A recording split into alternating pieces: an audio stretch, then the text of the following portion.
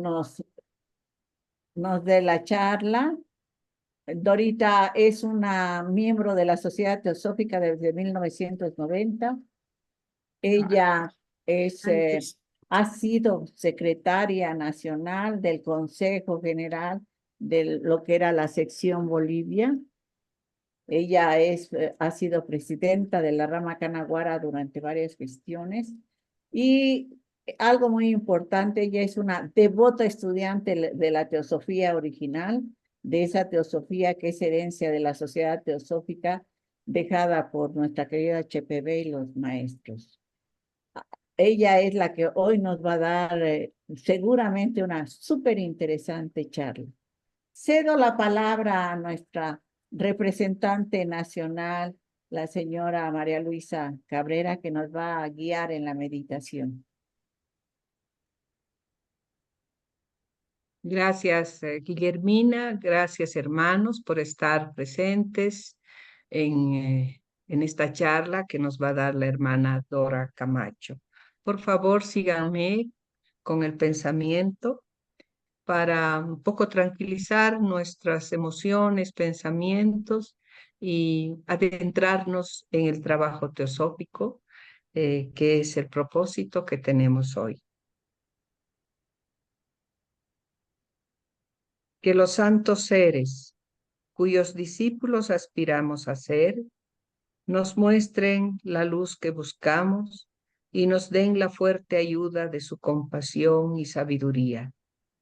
Hay una paz que sobrepasa el entendimiento, mora en el corazón de aquellos que viven en lo eterno.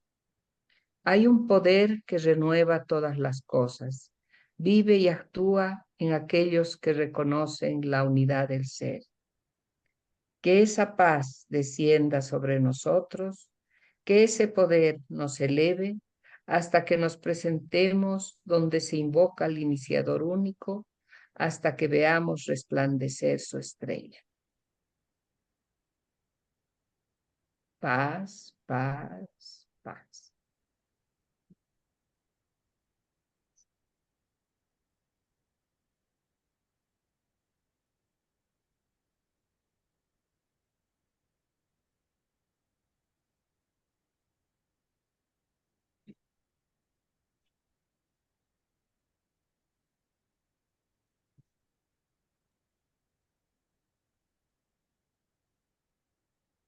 Adelante, Dora, ya puedes compartir. Ahorita. Bueno, ya, muchas gracias.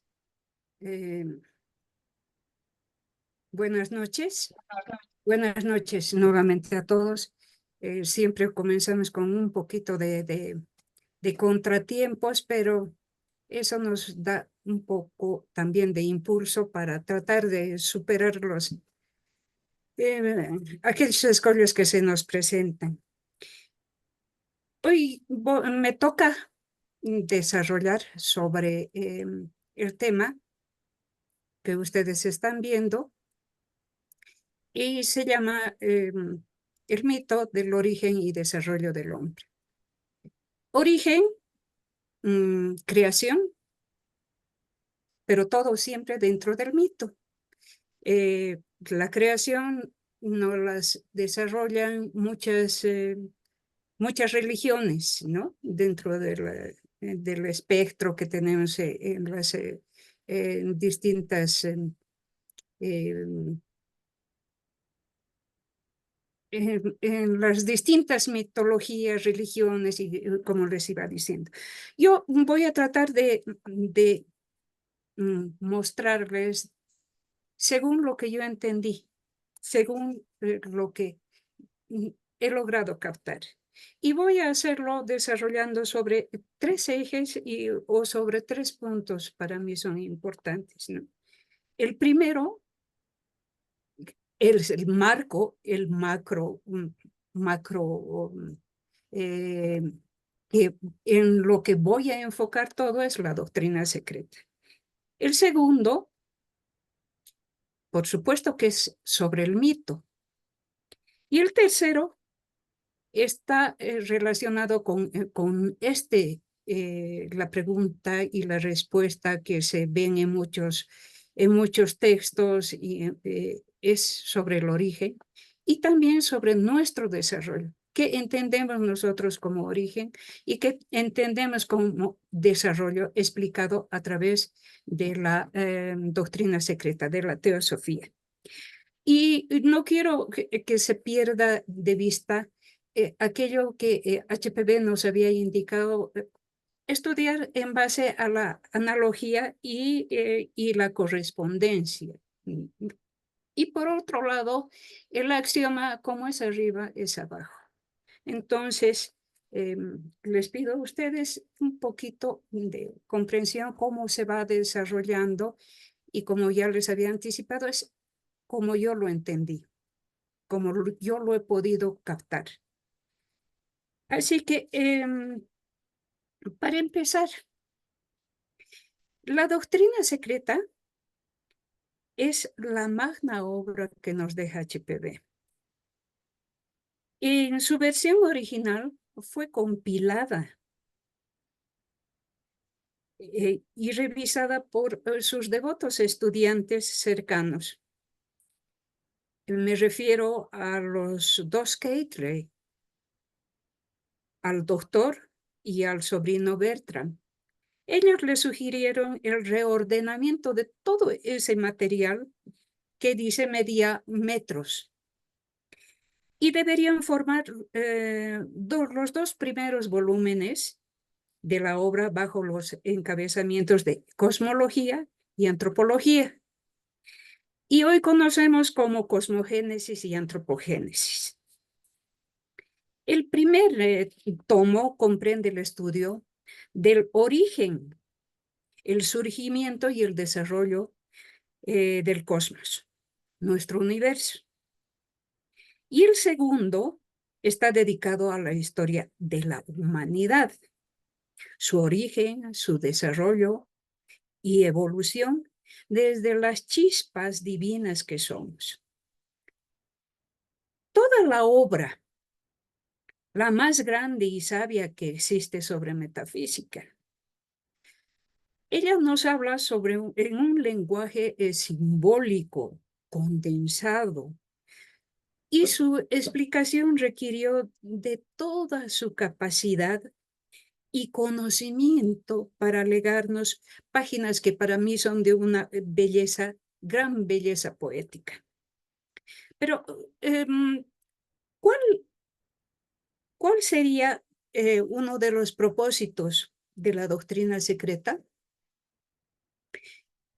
Este es el punto que yo lo estoy tomando. Despertar un nuevo modo de conciencia, un nuevo modo de pensar que sea totalmente diferente.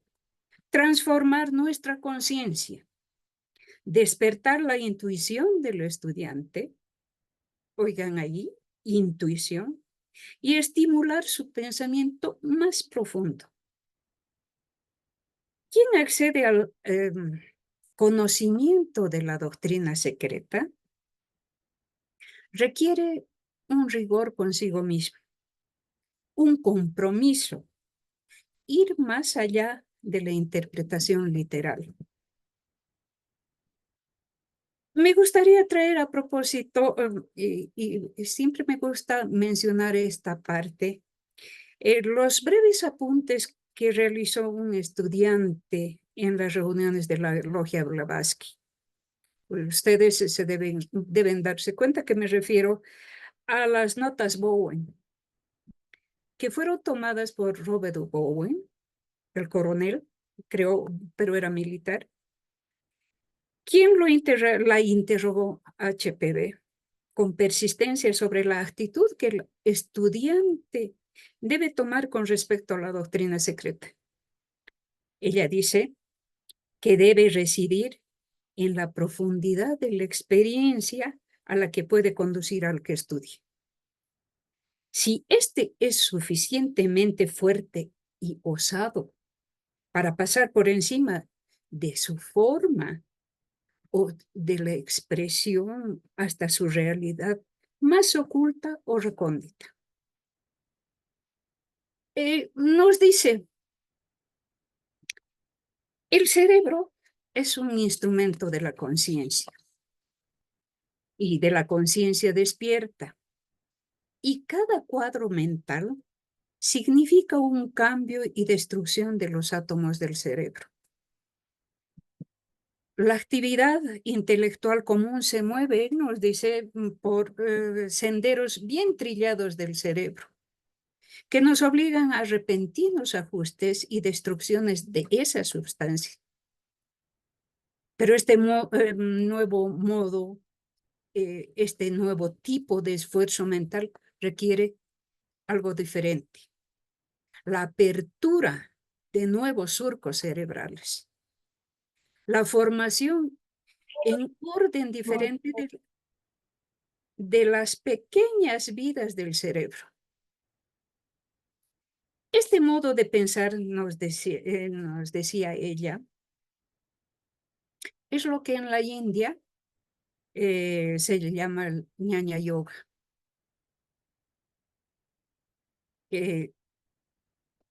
Sendero del conocimiento o sabiduría. Es la unión con la divinidad mediante el conocimiento espiritual. Es el completo dominio de la mente y de los sentidos. El aprendiz, nos dice, entra en el mundo sin forma, del cual todas las formas son reflejos reducidos. Hoy voy a compartir lo que he leído e investigado sobre lo que está en antropogénesis. Y antropogénesis nos dicen que son 2 estancias con 49 versos o eslocas. Y lo describe en una forma tan poética y utilizando el método oriental. Lo que nos dice HPB, que también este método fue utilizado por sus maestros. Es el método sutra. Un texto, un comentario. Por eso tenemos en la doctrina la esloka y debajo el comentario de él. Esloka es un verso, un sutra es un aforismo, es una guía, un hilo. Por eso está ahí el sutra descrito y luego está la descripción y la explicación que hace sobre aquellos versos. Entonces, para aclarar y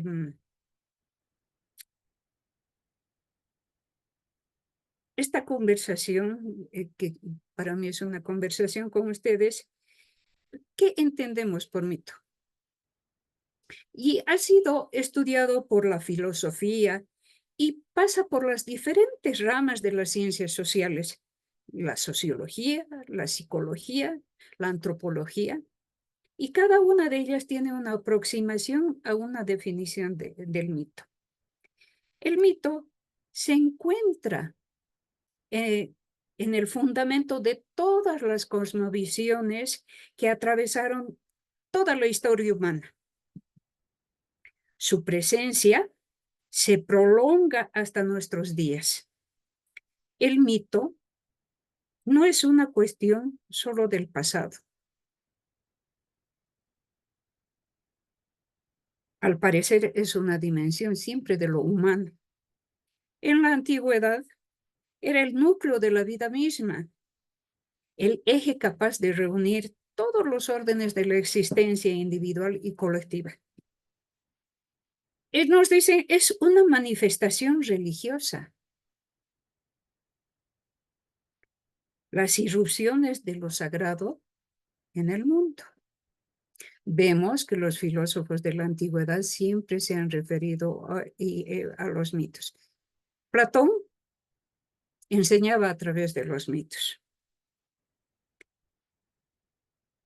El mito es una forma, un modo de explicarse, un modo en que el hombre ve la realidad, que es él mismo y de lo que lo rodea.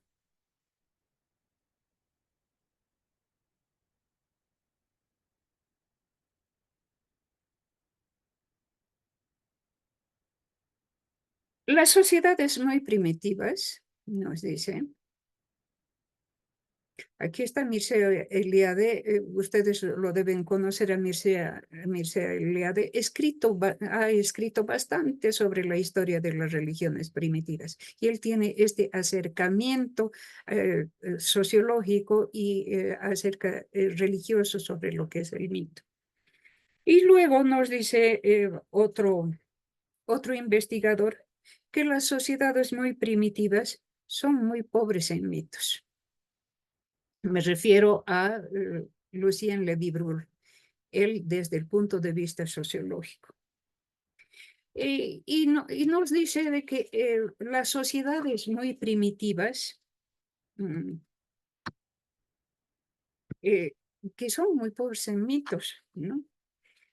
Y que el grado de conciencia en el hombre no es el mismo.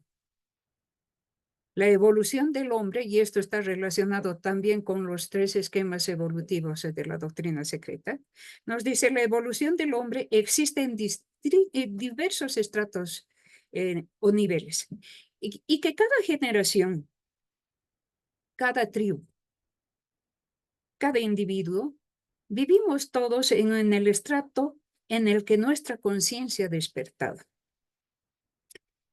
La mente o psique representa el intrincado entramado de las facultades cognitivas. Esto es desde el punto de vista psicológico. Facultades cognitivas, emocionales, volitivas, y que dotan al ser humano de la capacidad para interpretar, para interactuar y responder al entorno. Esta vida intrapsíquica está repartida entre 2 tendencias opuestas, hacia la sublimación o hacia la perversión. Y desde la mitología griega, por ejemplo, nos dice que las figuras más representativas de la mitología griega representan las funciones de la psique. El espíritu llama la psique, o diré a Zeus, ¿no? La armonía de los deseos es Apolo. La inspiración intuitiva es Atenea. El rechazo a las tinieblas es Hades. Entonces, para comprender la significación de un mito, introducirse en el hombre, en el estrato de conciencia en que vive ese hombre. Y hay también la escuela antropológica, especialmente la inglesa, que desarrolló con representados por Geertz, Burnett, Taylor y Fraser, que los mitos tenían su origen en los rituales. Esto es, ellos decían, el rito es anterior al mito. Y lo fundamentaba con esta razón, y como lo defendían, que para explicar el mito, uno debería irse a hallar el rito al que un mito u otro corresponde. Todas estas representaciones del pensamiento antropológico y también que se conectan con lo sociológico y, como había mencionado, con las otras disciplinas sociales, y en ellas que no cabe en duda la relevancia del mito para estas ciencias humanas. HPB nos dice, en referencia al mito, que en cualquier sistema religioso hay pocos mitos que no tengan un fundamento histórico, así como científico. Y ella menciona a Richard Pocock y lo consideran a este inglés como un precursor de los antropólogos y los egiptólogos. Él dice, se prueba ahora que son fábulas en la precisa proporción en la que dejamos de entenderlos, y son verdades en la proporción en que eran entendidos. Así que veamos, vamos a ir todavía definiendo los conceptos que encontramos con mito. Y el mito se nos dice que es un relato imaginario, que explique el origen del mundo, de la cultura a la cual pertenece. Estos surgen en las características del mito en forma anónima y colectiva, y como una respuesta a fenómenos y situaciones que son inexplicables. Se transmite oralmente, en forma oral. En la teosofía, la doctrina nos dice también de que se expresa en un lenguaje de alegoría y metáfora. Y al ser así, incumbe a la conciencia. En la filosofía esotérica, la conciencia es el fundamento de toda existencia, de todo lo aparente, lo que nosotros decimos Maya. El conjunto de mitos es lo que constituye la mitología. No solamente nos explica el origen de la vida y el mundo como lo conocemos, también da sentido a la existencia. Un ejemplo de ello serían los mitos relacionados con la muerte y la vida, con el más allá. Y el tiempo de los mitos es el tiempo primigenio, primordial, anterior al tiempo histórico. Y aquí viene la definición de HPB sobre mito. Esotéricamente, en su sentido oculto, en su sentido más íntimo, es la representación simbólica de la historia del alma, de su descenso en la materia, de sus sufrimientos en las tinieblas del olvido, y luego de su reascensión y de su vuelta a la vida divina. Bello, ¿verdad? Bella esta descripción. Y los mitos, como aquí ven, dan respuesta a estas preguntas. Ya había explicado el origen del mundo, cómo surgen los seres humanos, por qué existe mal, qué ocurre después de la muerte. Todas esas preguntas se ha hecho siempre el hombre. Y cuando HPB nos recomienda estudiar y entender la filosofía esotérica, recordamos y vamos hacia el tomo 3 en Antropogénesis, que menciona los modos de pensamiento y nos dice son 7 ciencias, 7 modos de pensamiento en 7 planos de conciencia, totalmente diferentes cada uno, diferentes de idealidad, pero que están interconectados entre sí. Y cómo tenemos que construir esos estados mentales. A saber, estos son el realista del pensamiento, el idealista, el puramente espiritual. Y los siguientes planos trascienden la conciencia, pero también ella nos dice y nos da los medios, cómo se puede acceder a esta comprensión. E indica, nadie que no se ha iniciado o despierto en un nuevo modo de pensar llegará a este conocimiento. Volviendo hacia el mito, aquí nos hablan que el mito son arquetipos como modelos de la conciencia. ¿Y cuántos tipos o categorías de mitos podemos nombrar? Yo voy a nombrar 7 porque varían mucho de unas explicaciones a otras, ¿no? Van desglosando mucho más. ¿Y cuáles son estos?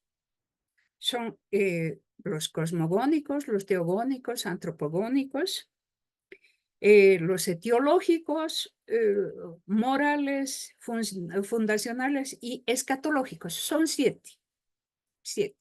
Entonces, en los cosmogónicos, suele partir de la idea como hemos visto también en la doctrina, de un desorden o un caos originario. Una situación en la que el mundo no estaba formado. Es precisamente este nudo en la historia, el agrupamiento de los elementos que están desordenados para una constitución efectiva del mundo. Aquí quisiera nombrar y hacerles recuerdo de que en todas las mitologías y en la misma doctrina nos hablan del principio acuoso, las aguas de la vida, que está común en todas las mitologías que yo recuerdo. Y en la mitología egipcia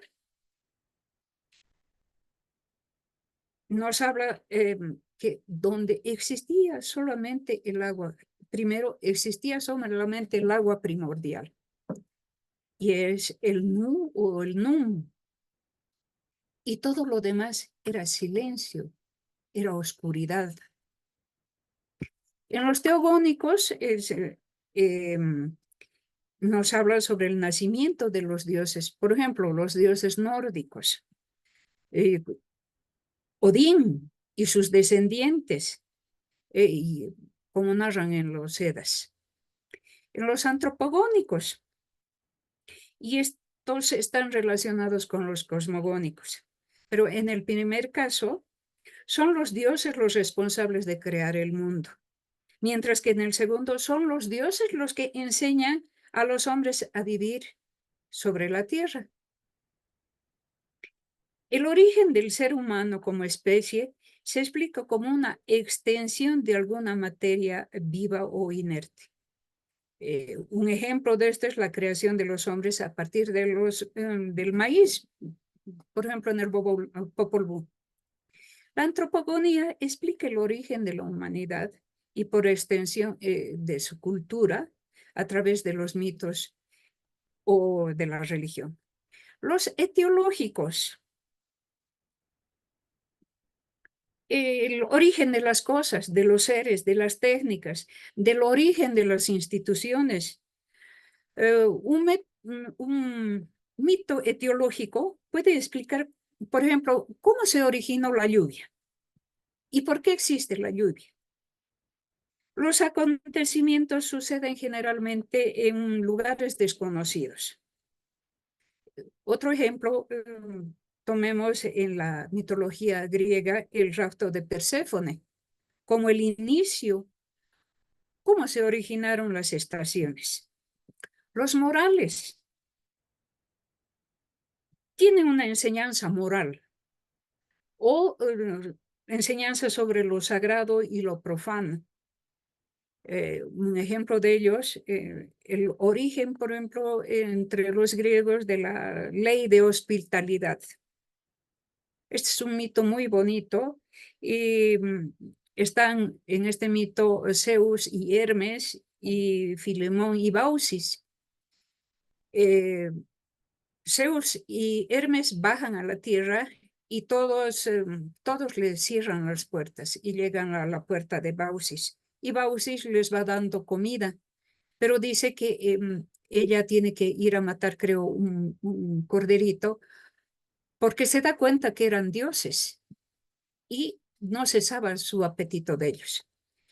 Ellos deciden premiarlos a Filemón y Baucis, y esta es una de las destrucciones de esa humanidad. Ellos permanecen, lo salvan, pero esa humanidad es destruida. Los fundacionales. Por ejemplo, el mito de la fundación de Roma con Rómulo y Remo. Por ejemplo, la fundación del Cusco, como el ombligo que se decía del mundo, ¿no? Los escatológicos. Este fin del mundo generalmente ocurrirán por una catástrofe. Es que destruirá todo. Un ejemplo, el mito nórdico de Ragnarok, que es el destino fatal de los dioses o destino de los dioses. Y esta batalla del fin del mundo en que van a intervenir todos los elementos, van a entrar en combate y va a ser destruido el mundo. Pero saliendo, son 7, pero también vamos a ver que el mito tiene 4 propósitos.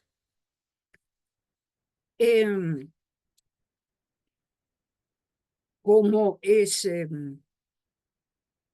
de temor, es un tremendo misterio de la existencia. Y la religión hunde sus raíces en el misterio. Y el misterio es lo único que eternamente acompaña al hombre. Por eso mito y misterio están unidos por el mismo vocablo griego. El científico,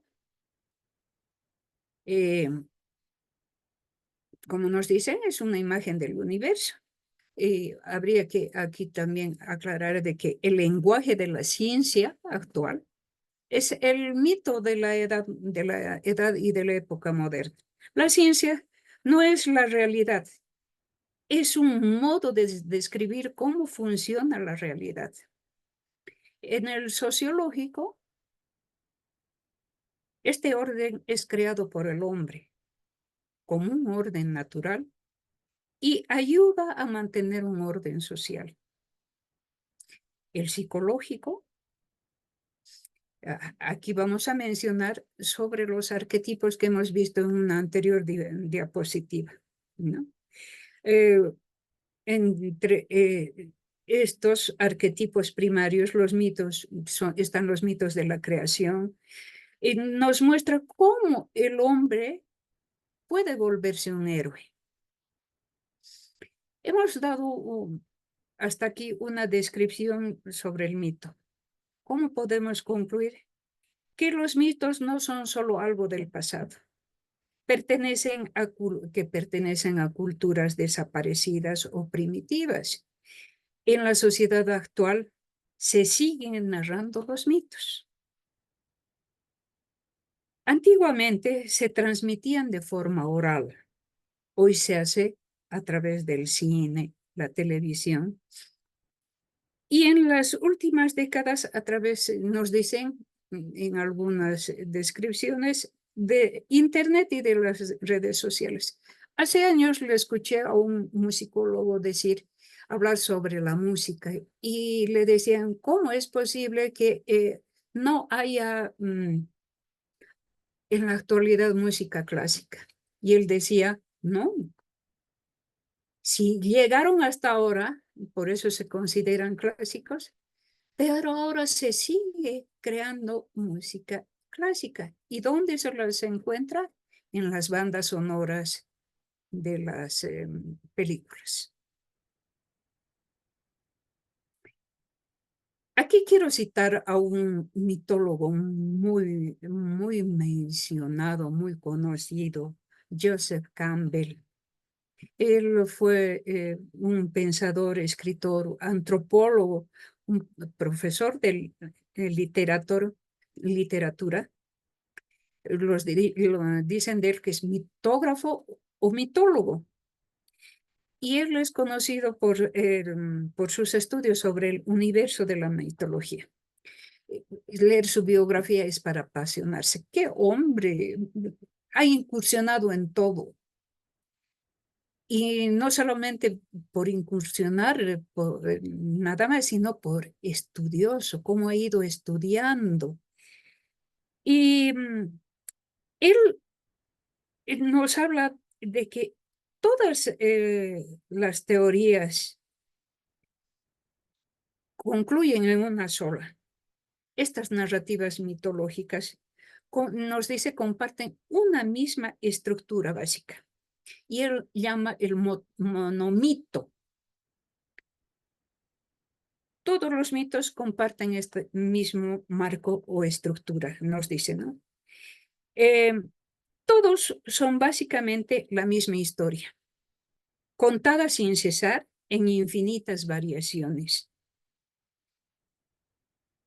Todo esto él lo describe en sus diferentes libros, pero su primera obra y fundamental es el Héroe de las Mil Caras. En esta obra él detalla el viaje de lo que llamará el viaje del héroe. Y aquí yo me voy a referir nuevamente a Campbell, que toma como base los arquetipos de Jung. Y para Jung, los arquetipos son personajes que se repiten constantemente en los sueños de todas las personas y en los mitos de todas las culturas. Jung nos dice que estos arquetipos son los reflejos de la mente humana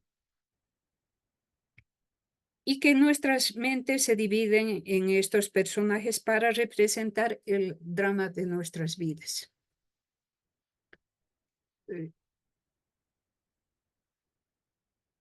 Tomamos el mito, después voy a volver a referirme al viaje del héroe. Estamos tomando el mito y estamos hablando, como ya les dije, sobre los arquetipos como modelos de la conciencia del hombre y que es una realidad psíquica interior. El mito solo es la forma de un modo de ver la realidad. Mito y misterio, como ya les había dicho, tienen una sola raíz, del griego mu. No se lee mu, ¿no? Pero mai, mi o mai, algo así se lee.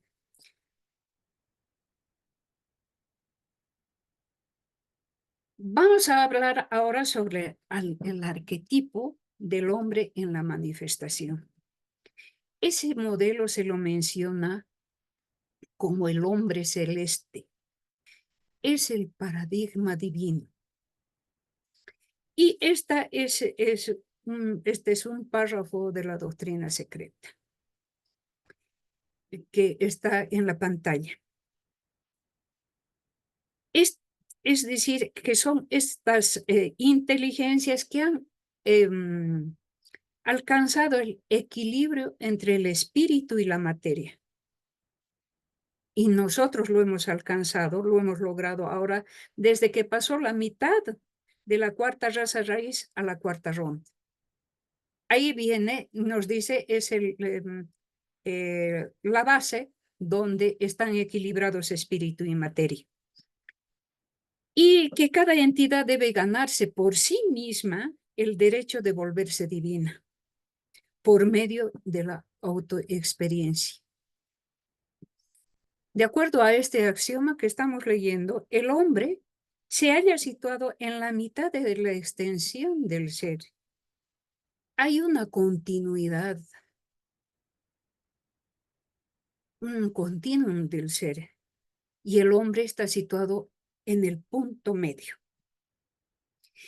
Este tema es incomprensible para una mente corriente, para una mente racional, y es difícil de explicar. Entra en el misterio y es totalmente místico. Por eso la recomendación de HPB, dar paso a lo intuitivo. Vamos a decir que nuestro yo deriva de la raíz de este ser inmanifestado, de este arquetipo divino, este hombre celeste.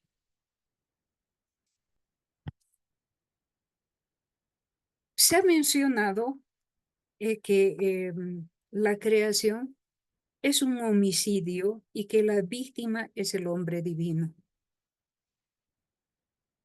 En la rama dorada leemos que habla sobre este homicidio, el chivo expiatorio, pero explicado desde el punto de vista antropológico. Este homicidio se convierte en un homicidio ritual. Y ya les había dicho, posteriormente se habla del chivo expiatorio, que soporta la carga del sacrificio del hombre. En todas las cosmogonías tenemos este modelo. El arquetipo este hombre celestial, el hombre divino, el hombre primordial, que se identifica tanto con el universo entero como con el alma o la esencia de todas las cosas. Y en la mitología, aquí está lo que les había explicado, que son arquetipos como modelos de nuestra conciencia. Este hombre celeste, por ejemplo, en la mitología hindú se llama Purusha. Es el hombre original. Antes quiero explicarles en esto, cuando les dije de o creacionismo o evolucionismo. La doctrina secreta nos dice que estamos en la corriente del evolucionismo. Pero esta es una descripción del evolucionismo dentro del ropaje, de lo físico. Y al igual sufre una serie de transformaciones. Y unas dan origen a seres más complejos cada vez. Especies biológicas que han cambiado, otras han desaparecido y otras van a aparecer. Este hombre divino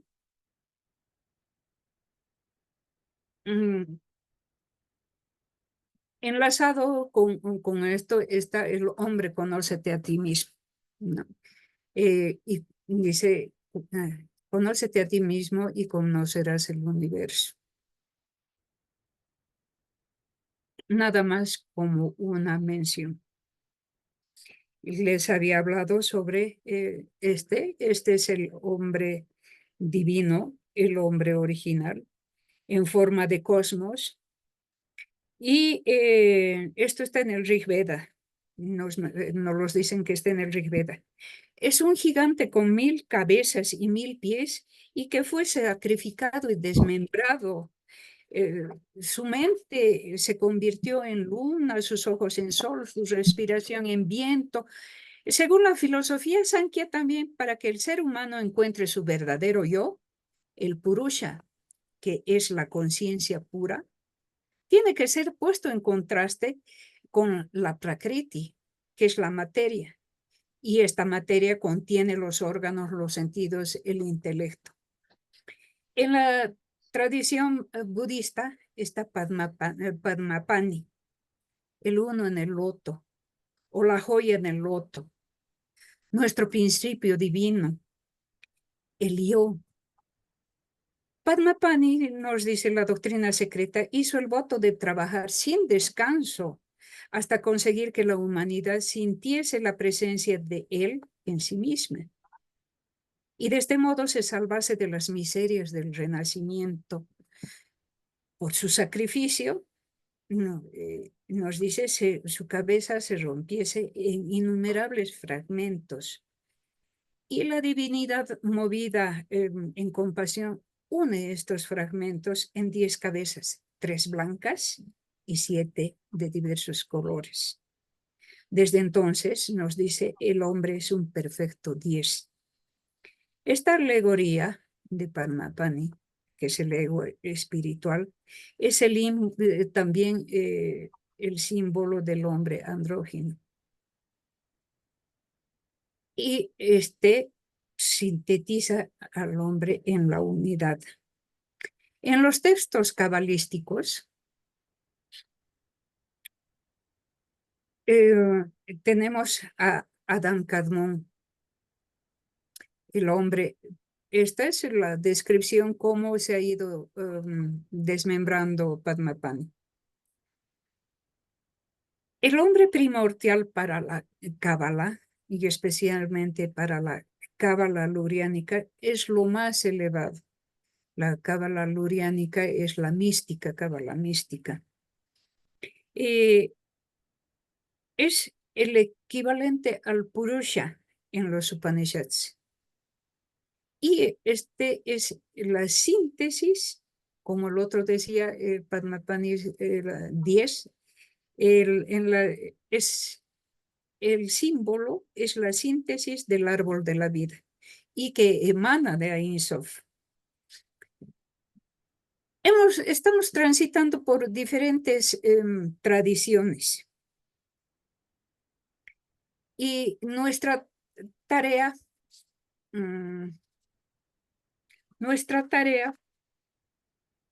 es reunir este modelo arquetípico, este hombre original, en una unión que se logra siendo consciente en nuestro desarrollo a través del tiempo. Esta es una descripción muy linda sobre un extracto sobre el Zohar en el libro del Esplendor. Y hay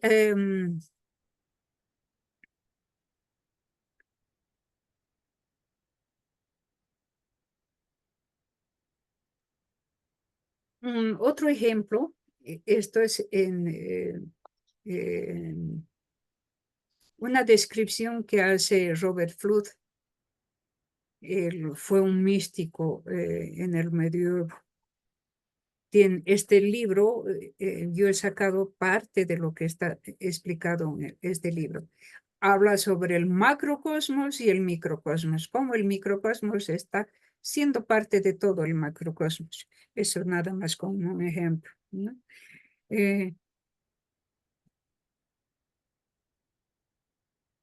Nicolás de Cusa lo cita HPV en el tomo 6. Teniendo claro este proceso del arquetipo, y vamos a la doctrina secreta, nos describe que la evolución física del hombre se da en las diferentes rondas y globos por las que tiene que transitar la mónada, y nos dice son 7 etapas de desarrollo y están descritas a través de las 7 raíces y por las cuales transitamos y progresamos en nuestro viaje cíclico. Todas las mitologías nos mencionan 4 etapas. La cronología brahmánica nos habla de los 4 yugas. Y Ovidio en la Metamorfosis menciona 4 edades. Platón en su diálogo político nos habla de 2 edades, la de Cronos, que es equivalente a la edad de oro, y la de Zeus. Sí, la de Zeus que equivale a la edad de hierro. Hesíodo, en los trabajos y los días, nos mencionan 4, pero agrega una más, la de los héroes, que está entre las generaciones de bronce y hierro. No nos habla de edades, sino nos habla de los hombres, de la humanidad. Y aquí volvemos al gran héroe mítico. Este tránsito que nos dice, está en el punto medio el hombre, tiene que transitar al mismo tiempo y regresar en el retorno, va a ocupar los mismos niveles, pero un poco más elevados, si ustedes quieren, en las siguientes rondas y globos. Y el héroe mítico, porque aquí ya estamos hablando del héroe que menciona Hesíodo y que menciona Campbell en la etapa moderna. Y nos dice, el héroe atraviesa 7 etapas. Nuevamente vamos a mencionar 7 etapas. Y en estas 7 etapas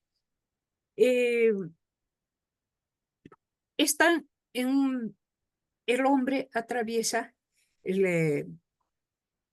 lo que se llama el ladrón del fuego. ¿Dónde ubicamos? En la 4ª. Estamos hablando del advenimiento de la mente. El advenimiento de la mente viene después de la separación de los sexos, que están listos, están preparados para recibir la mente. Y están representados con la figura de Prometeo. La segunda etapa nos dice que es el superviviente del diluvio. El héroe debe aprender a sobrevivir al diluvio del encanto psíquico. Lo enfrenta este desafío y sobrevive, supera. Otro ejemplo lo tenemos en La Voz del Silencio, cuando nos habla de los Siddhis. La tercera etapa es el destructor del dragón. Y aquí nos está hablando del dragón de las pasiones que surgen dentro de nosotros. Un ejemplo lo tenemos en la mitología nórdica y en la obra de Wagner, cuando nos habla de Sigfrido, que en la cueva se enfrenta al dragón y sale vencedor. Las siguientes etapas están como el profeta o instructor. Ya está en ascenso, ya ha ganado un paso más. Ha vencido todas estas anteriores, ha vencido y sobrevive al encanto psíquico. La mente la maneja, está desarrollando las otras cualidades de la mente. Y este es el profeta, el instructor. El profeta está relacionado, vemos nosotros en la Biblia con los diferentes profetas, pero el instructor los tenemos aquellos que están por encima de nosotros, que han aprendido algo más y nos transmiten a nosotros. Luego viene la del semidios en el arco de ascenso. Luego viene el chivo expiatorio, el chivo divino, el expiatorio divino. Y es el mito de Krishna. Y es el mito de Cristo. La séptima etapa es la del Redentor del mundo, representado por el Señor Buda, el gran liberado. Miren cómo hemos bajado a partir de la tercera, cuarta. Estamos en la etapa del hombre mismo en equilibrio espíritu-materia y luego viene el ascenso. Entonces, cuando leemos Antropogénesis, lo estamos haciendo como un relato simbólico de los movimientos psíquicos dentro de nosotros mismos. Son símbolos de modelos del ser interno y del ser externo. Estamos comprometidos en un proceso de desenvolvimiento en 7 etapas, como expresión de este paradigma divino. Y aquí no tenemos que perder de vista lo que les he mencionado de los 3 esquemas de evolución que están entrelazados en nuestro sistema. Estos son el monádico o espiritual, el intelectual, psicológico y el físico.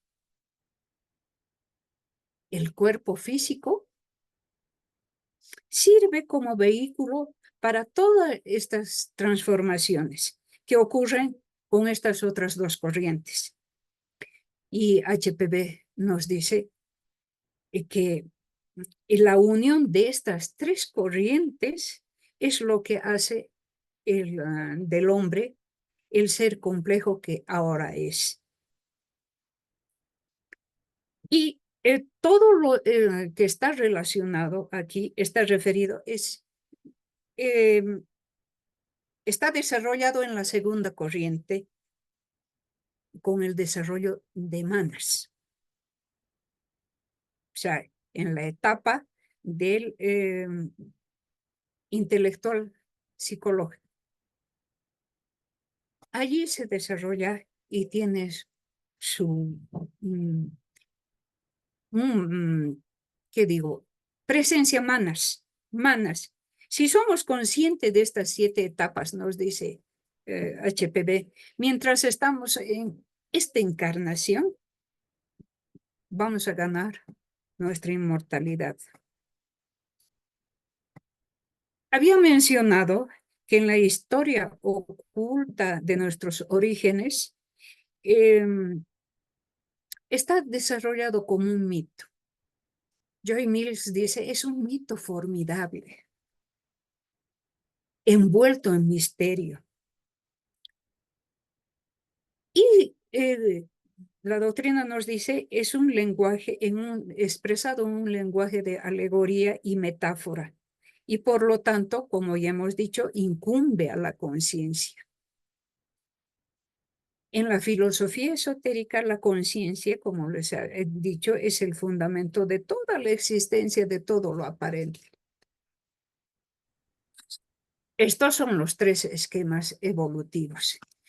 La etapa que nosotros estamos transitando es tan importante, pues estamos desarrollando este vínculo desde la energía que es tan densa en la que la humanidad está sumida ahora y la realidad interna espiritual de nuestro ser interno. Nuevamente estamos entre la cruz. Nuevamente se va a realizar el sacrificio. Un sacrificio que es tan necesario para coronar manas, nos dice. Esta es la tarea principal, la transformación de la mente del hombre, despertando a un nuevo tipo de conciencia. Y es hora de que despertemos. HPB nos recuerda estudiar y tratar de entender esta enseñanza esotérica. Todas estas etapas de desarrollo de la evolución todavía están presentes en nosotros. Lo que pretende es que sea una guía para nuestra verdadera naturaleza, nos dice ella. Nos muestra, como hemos visto, nuestro origen, pero también nos está mostrando la forma de nuestro regreso, con un florecimiento, un despertar de todas nuestras potencialidades, que son potencialidades principales en los modelos en el alma humana. Nuestros modelos psíquicos han surgido de modelos psíquicos del pasado. Los seres humanos del pasado están presentes en nosotros. Nuestros estudios siempre son y van a ser inevitablemente de nosotros mismos. ¿Cómo éramos? ¿Cómo somos? ¿Cómo vamos a ser? Aquí viene nuevamente como es arriba, es abajo. Somos depositarios de todo lo existente en el universo. Todo reside en nosotros. Este es el viaje del héroe que menciona Joseph Campbell, pero él habla de 3 etapas y desglosa en 2 pasos. Pero como ven, sale con la llamada, hay una iniciación y hay un retorno nuevamente.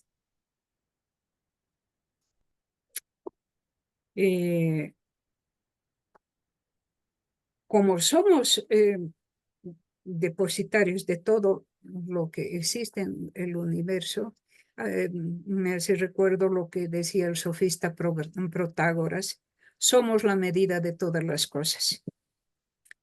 Esta definición tiene una carga antropocéntrica muy fuerte. Para Platón, el sentido de la frase se puede explicar en esta forma. Habría tantas medidas para las cosas como hombres existen. Cada uno de nosotros puede hacer lo suyo, pero la gran ventaja que tenemos es que estamos obteniendo y hemos obtenido el conocimiento y por tanto poseemos las herramientas para lograrlo. Joy Mills cita muy lindo. Esta es la carta de la UNESCO y que comienza con estas palabras: ya que las guerras comienzan en las mentes de los hombres, es en la mente de los hombres donde las defensas de paz se deben construir. Todo se puede construir en el plano mental. El futuro que tenemos ante nosotros es glorioso. Están esperando por ello. Es por eso que nos ha llegado. Esta es la razón por la que esta enseñanza ha llegado hasta nosotros, y nos dice HPB, inalterada. Y que el mundo nunca ha estado sin maestros divinos. Siempre han existido. Nunca se han alejado los maestros de nosotros. Estados superiores del ser existen. Los inspiradores de la sociedad teosófica son un ejemplo. Aquel que fue la encarnación de la compasión y el amor, y que por este amor a la humanidad está esperando por nosotros. Había empezado con unos versos que, si se acuerdan, eran cantados en los misterios de Eleusis. Los cielos en lo alto, los cielos abajo. Las estrellas en lo alto, estrellas abajo. Todo lo que hay en lo alto también está abajo. Comprende esto y sé feliz. Para mí fue hermoso. En el Bhagavad Gita nos dice, aquel que conoce esto es un hombre feliz. Muchas gracias. Creo que he sido muy extensa, pero no sé, me he emocionado, ha sido así de largo, pero doctrina secreta por un lado, misterios o mitos por otro, y nuestro desarrollo son tres temas que dan para mucho desarrollar. Cada uno da para muchas conferencias, cada uno. Entrar a los mitos es un universo. Entrar a lo que es antropogénesis es otro universo. Cosmogénesis es otro universo. El universo que nos tiene embelesados. Muchas gracias por haberme escuchado.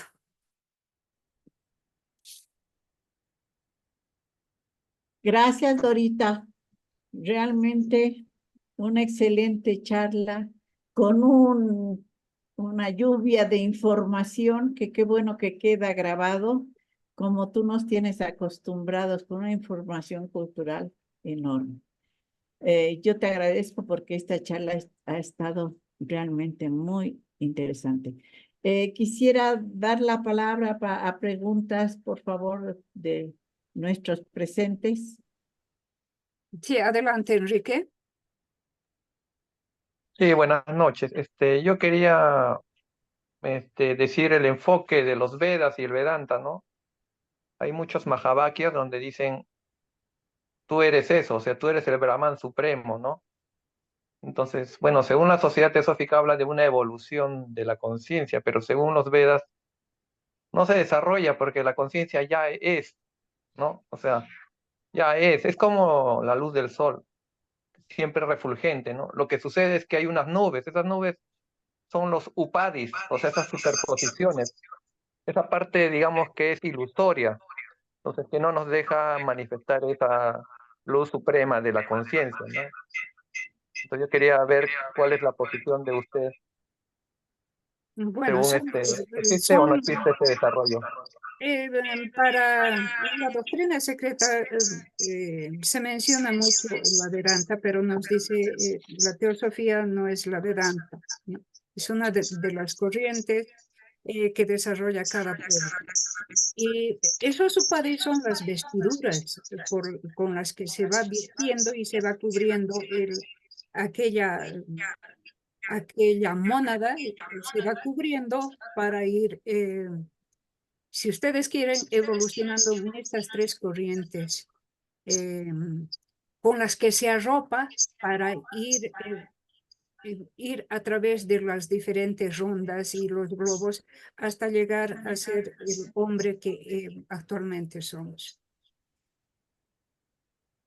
Eso es lo que yo le podría decir. No, tú eres eso, nosotros somos la divinidad, la divinidad está en nosotros. Tú eres eso. Hay un retorno, hay un retorno.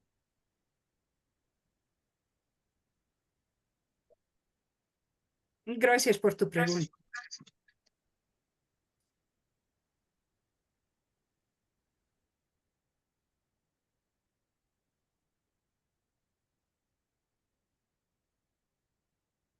¿Alguien más?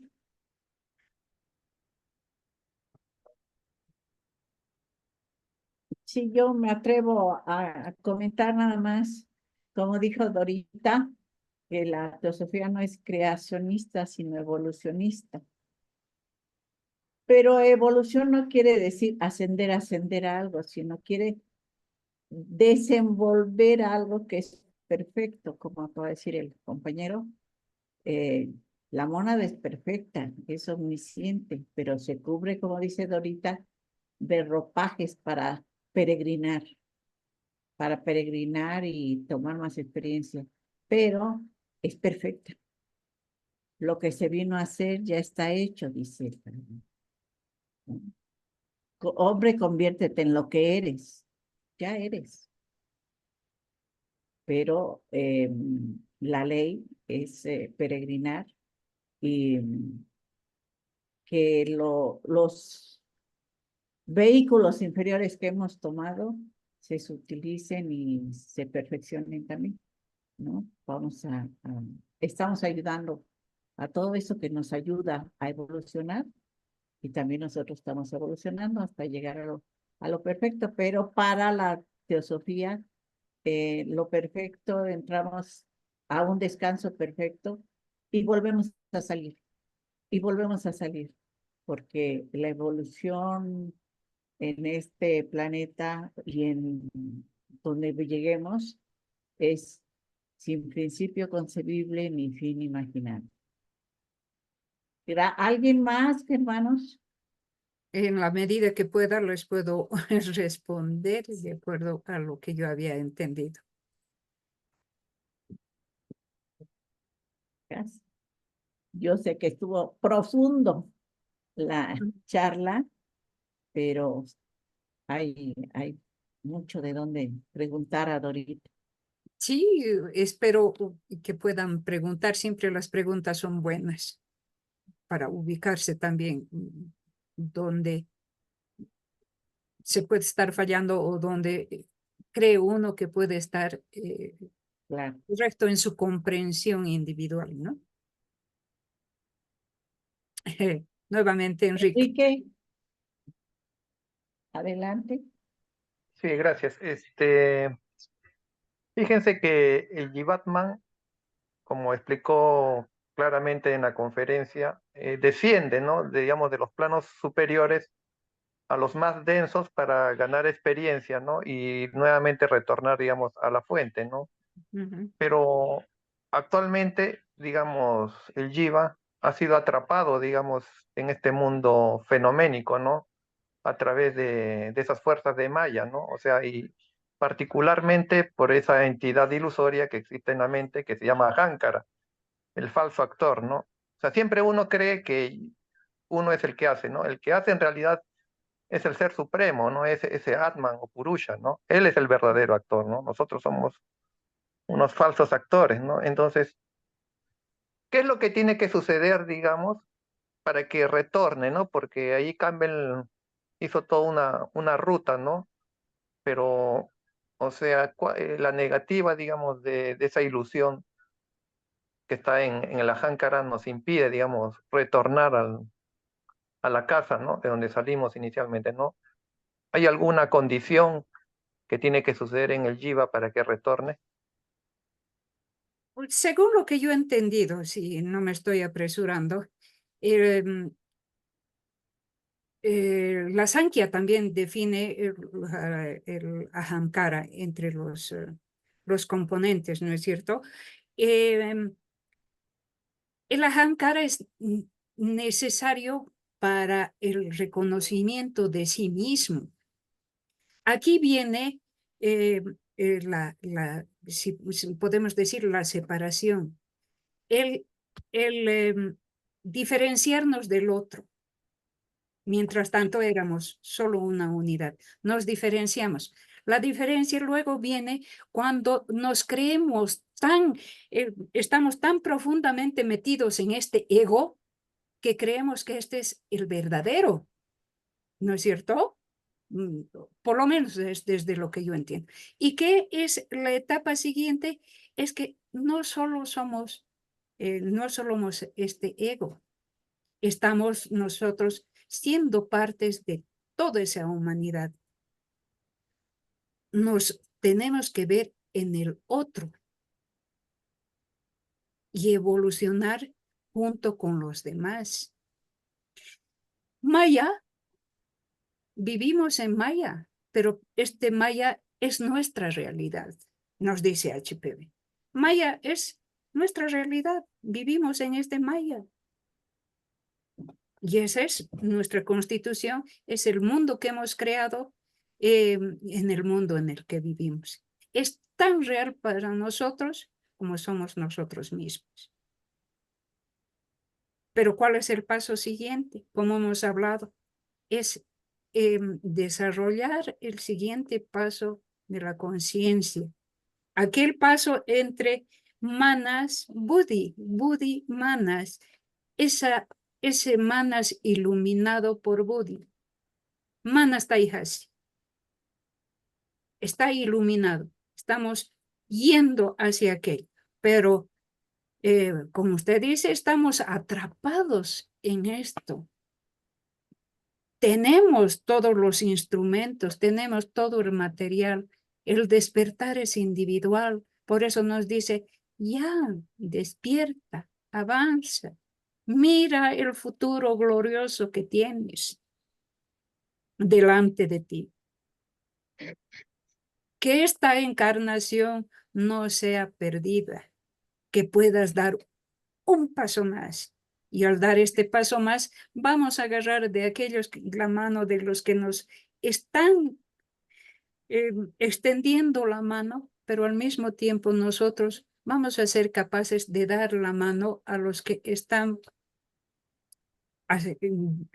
hipotéticamente un poco más abajo con nosotros. Ayudarlos como nos están ayudando a nosotros. Y como les decía, estados del ser y personas desarrolladas existen. Han existido, están allí. Los maestros de compasión, aquellos maestros que son los forjadores, la inspiración de la sociedad teosófica son un ejemplo. Y HPV está ahí, ella agarrándose de la mano y extendiéndonos la mano a nosotros. ¿Qué tal ve yo?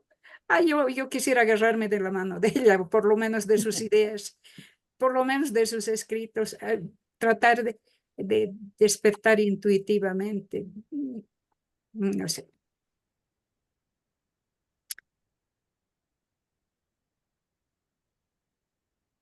Ahí me quedo. Todo depende de nosotros. Todo está aquí.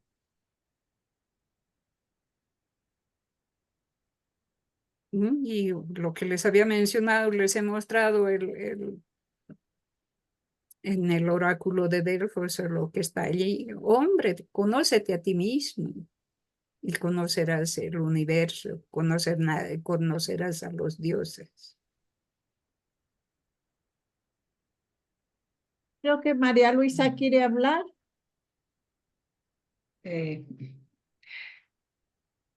Agradecerle a Dorita por tan magnífica exposición. Realmente a veces pasamos muy rápidamente y queremos entender mucha mitología, mucho simbolismo, ¿no? Y a veces hasta nos parece un poco absurdo, pero cuando se profundiza y se ven con un poco más de intuición y de conocimiento, de sabiduría, toda esta mitología y simbolismo que encontramos en las diferentes culturas, es otra cosa, ¿no? Ahí encontramos realmente muchas enseñanzas. La misma Biblia, ¿no? Si la leemos literalmente, no tiene sentido mucho de lo que está escrito, pero si profundizamos en ella y buscamos otra interpretación, entonces sí nos da grandes mensajes, ¿no? Gracias por además, unos criterios muy bien fundamentados por estudiosos que se han dedicado al tema, ¿no? Gracias, Dorita, por traernos este tema tan interesante. Bueno, yo les agradezco más bien a todos ustedes por haber estado presentes, haberme escuchado y que si es que hay un poco que quede en nosotros y nos ayude a impulsarnos, que nos impulse un poquito más. Gracias nuevamente. Si es que no, aquí Zairita creo que se despidió. Se despidió también, creo, Leonardo. Iván, Leonardo. Gracias a ellos. No, está Iván. Yo creí que se había despedido. Si alguien tiene algún comentario, por favor.